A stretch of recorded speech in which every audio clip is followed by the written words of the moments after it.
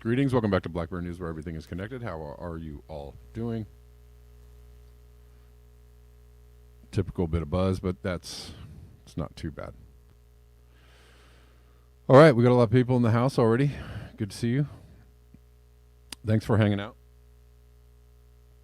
We are live on Callin, Rockfin, and on YouTube. Call-in people, please hold your calls until the last 15 minutes of the show. I'll probably have to say that again. I don't know. I'm just falling way too behind in covering news stories. I need to get through a few more stories because entire stories have hit the news and gone away in the last week. And, I want to talk about them a little bit, or at least, flash them on the screen for you. So today and maybe for the next few days, please callers on Callin, please hold your calls until the last 15 minutes. Thank you. I know some of you are chomping to the bit on the bit to get in a conversation about something I'm talking about, but I just need to keep it rolling a little bit. Although yesterday's conversation was a pretty good one. It was a good one. I mean, we missed the whole story about the fact that China was encouraging peace talks and the U.S. said, no thanks. For all the people that are trying to call it somebody else's war. Okay.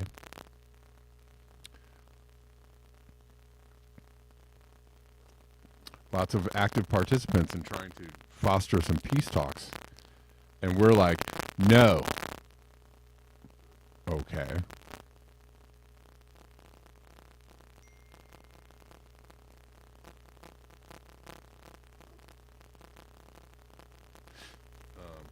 Hold on one second, guys. Anyways, I'm glad you're all here. We have some other stories, and I want to...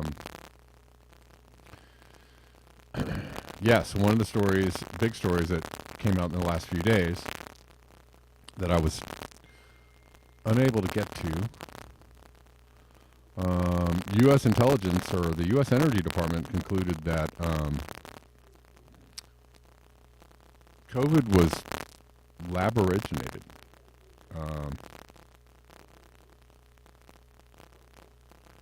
So that's interesting, right? We'll talk about that later in the show.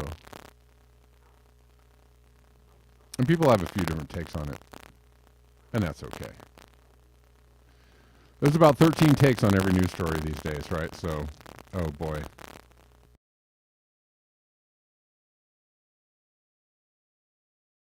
It's funny. Let's see. Check. All right. It seems to be, depending on what I'm talking about, the crackle gets bad, right?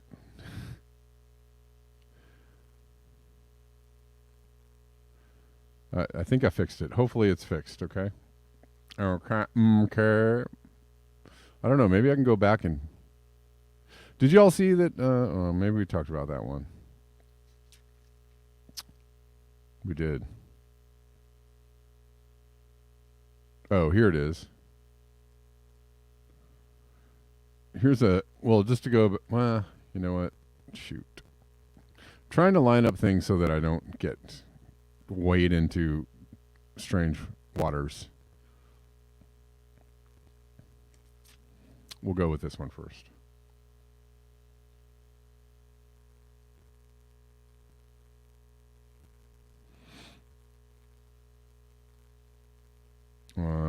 We didn't Anyways, wild weather, hundreds of eastern warm records, western cold records this week. It's from Poppy Davis. This is from yesterday.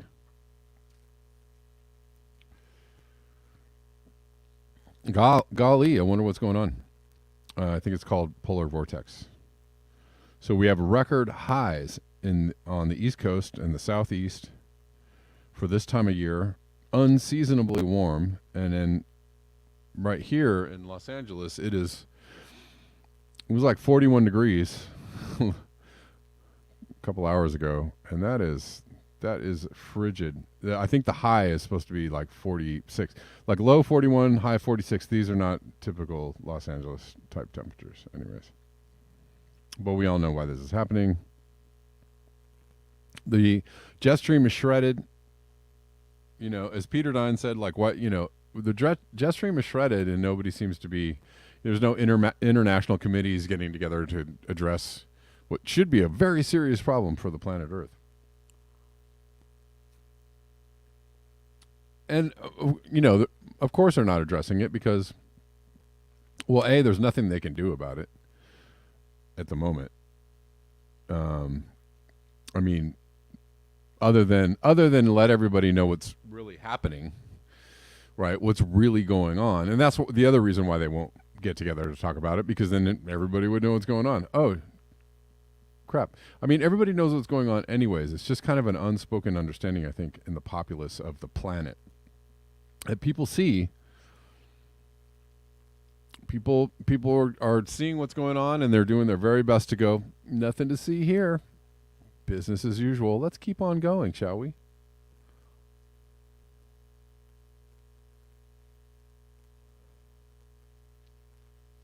And then on the West Coast, we have more cold records and snow and rain this week. Absolutely no signs of winter letting up across California and the West. With continued storminess and well below average temperatures expected to continue over the next couple of weeks as we head towards mid-March, atmospheric river potential will also be increasing.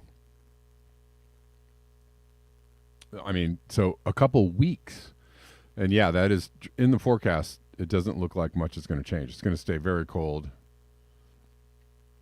And we're going to get more extreme weather. Extreme weather. Extreme weather. Seems to be happening all the time. I wonder why it's happening. So many bad explanations and so many good explanations for it.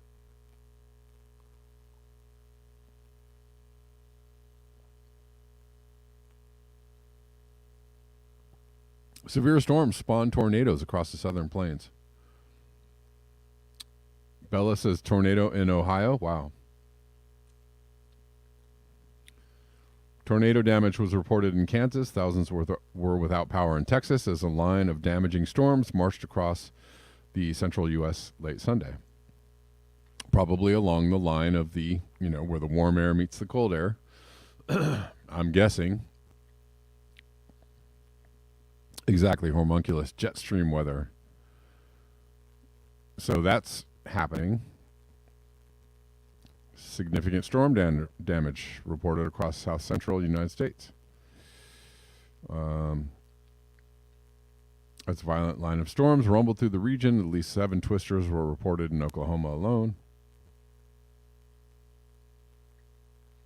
One of the hardest hit communities was Norman, Oklahoma. Dang, I've been to Norman. I know people in Norman.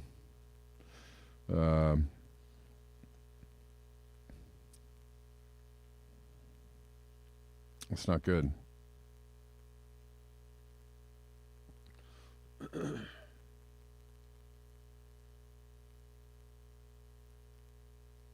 Several other tornadoes were confirmed in Oklahoma on Sunday. To the west of Sweetwater, a town near the Texas-Oklahoma border. Agricultural barn and equipment was scattered across the farm to Market Road. So here's that line of storms. Looking like from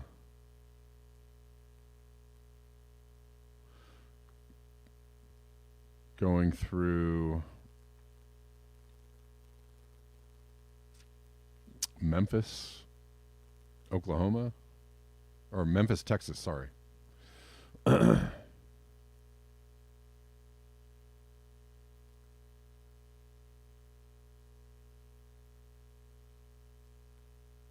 right. So, extreme cold, extreme heat, extreme storms. I wonder what's going on. Maybe it's a depopulation agenda. Every time I hear somebody say that line, an angel gets its wings. I don't know. Something like that.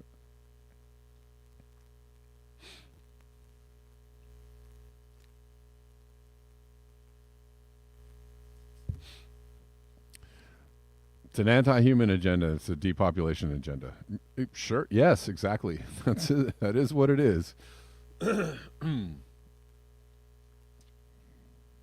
we're all on the good ship Lollipop.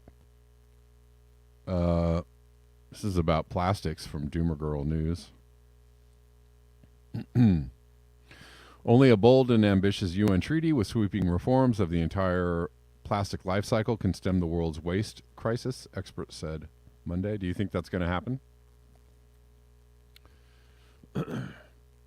Far-reaching UN treaty, a must to cut global plastic use. Do you think that's going to happen?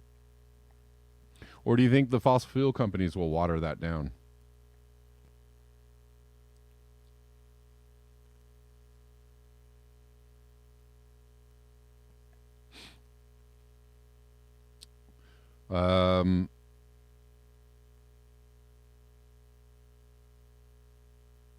Even if measures thought to have the greatest potential for reducing plastic consumption are implemented, they would still fail to prevent a substantial rise in plastic production and use.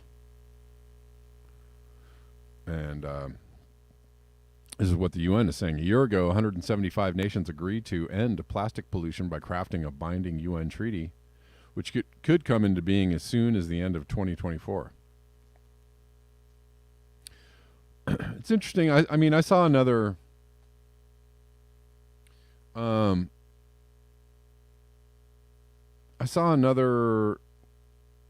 story about the fact that, certain chemicals, fertilizers and pesticides and chemical GMO foods and all that are banned in other countries, right? But they're totally free for people to eat here. But we want to talk about how these other organizations, the EU or the UN or we want to talk about how they're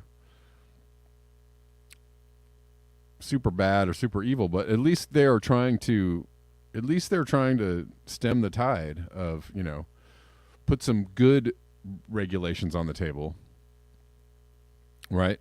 Stem the tide of people being poisoned by the companies that want to poison them in the pursuit of profits. But we can't do that in the U.S. I'm sure because of freedom or freedom. And don't worry, it's the Democrats and the Republicans hand in hand doing it to you. That sounds like a depopulation agenda to me.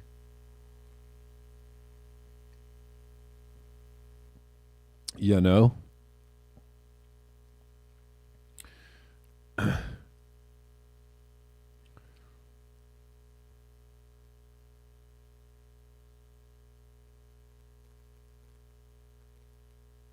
don't know. On current trends, plastic use will nearly double from 2019 across G20 countries by 2050.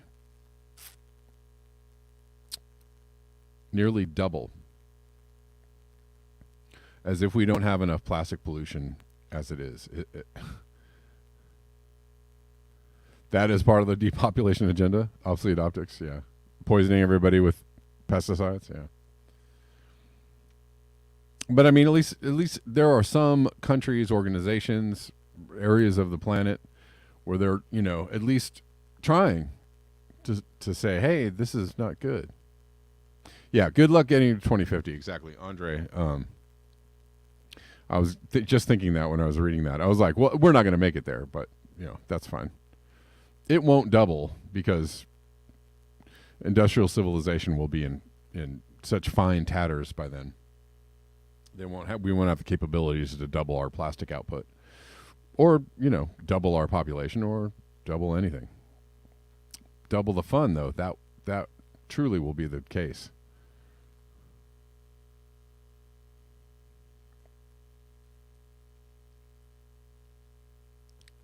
Global ban on unnecessary single-use plastics, including plastic sachets, cotton buds, and balloon sticks, would by 2050 slow the growth in plastic consumption by only 14%. So that's the trajectory we're on. It'll take us 30 years to slow it by 14%. Yay. Progress.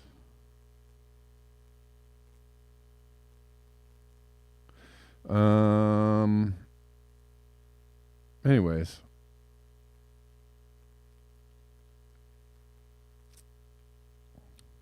I don't know. These are good regulations to me, like banning, I know that people say that they're stupid and they don't,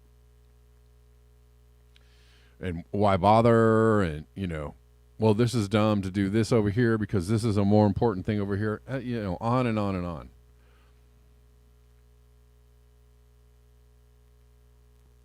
But I think, banning, plastic forks and plastic straws and plastic takeout containers and plastic bags. Yes, do it. Please do more of it. Because supposedly we have bans on plastic bags, but that's not what it works out to be. What it works out to be is a taxing situation, right? You can get the plastic bag if you want. You just have to pay for it. Okay. Well, that plastic bag is still going out. It might curb it a little bit, but what we need is an outright ban. Just no more, no longer. Sorry, there's no bags here. If you gotta, come in here and buy stuff, there's no bags here. So bring your bag or whatever it is you gotta do. People don't care. Give me a bottle of water in plastic, please. Any old time of the day, just hand them over.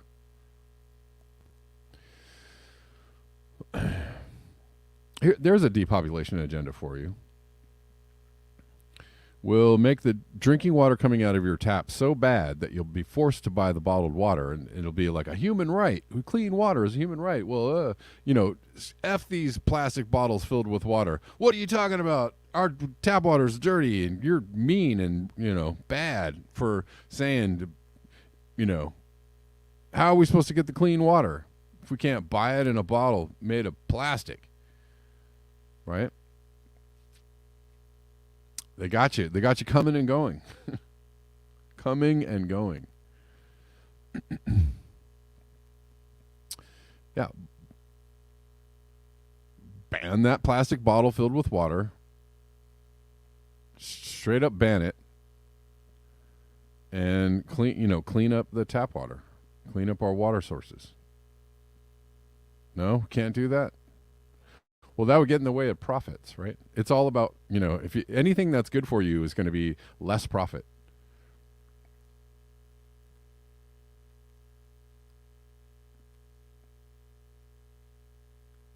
Good for people, good for the planet.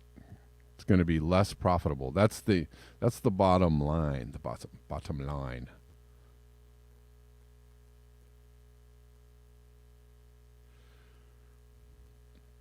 So it can't possibly be done, right?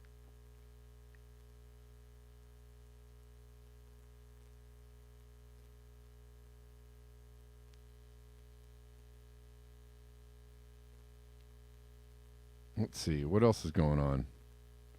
All right, well, let's get into it. I may jump off of YouTube. YouTubers, we'll talk about this a little bit. But I may use this particular story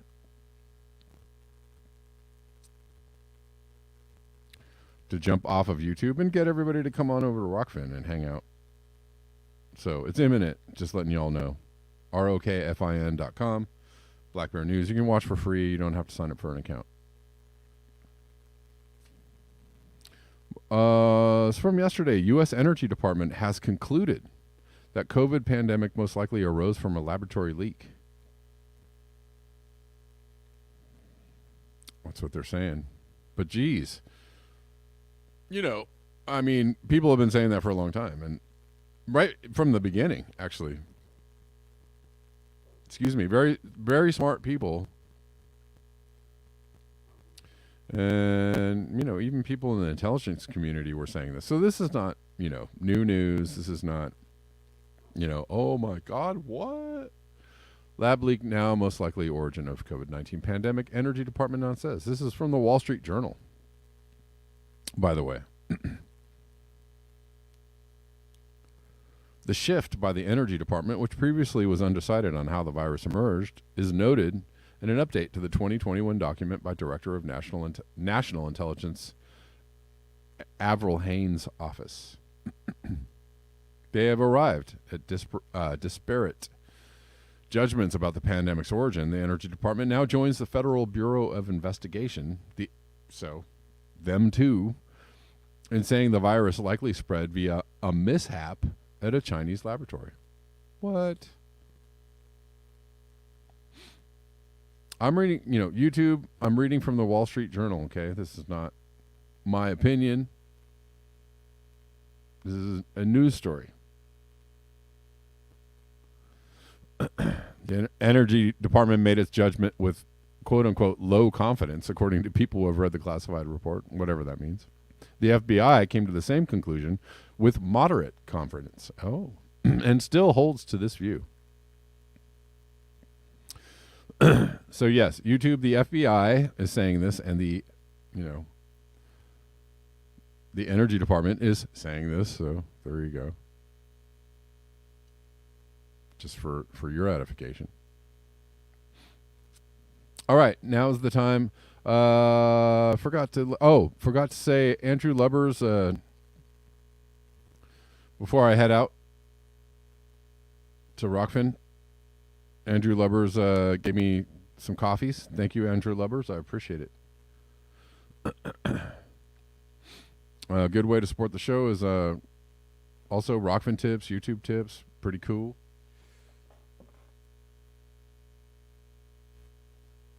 And also there are links in all the description boxes of all the platforms that I'm on, and for other ways that you can contribute to the show. Venmo and Cash App are cool. All right, YouTubers, sayonara. I'll see you tomorrow at the regular time, and thanks for hanging out. I'll be on Rockfin for a few more minutes.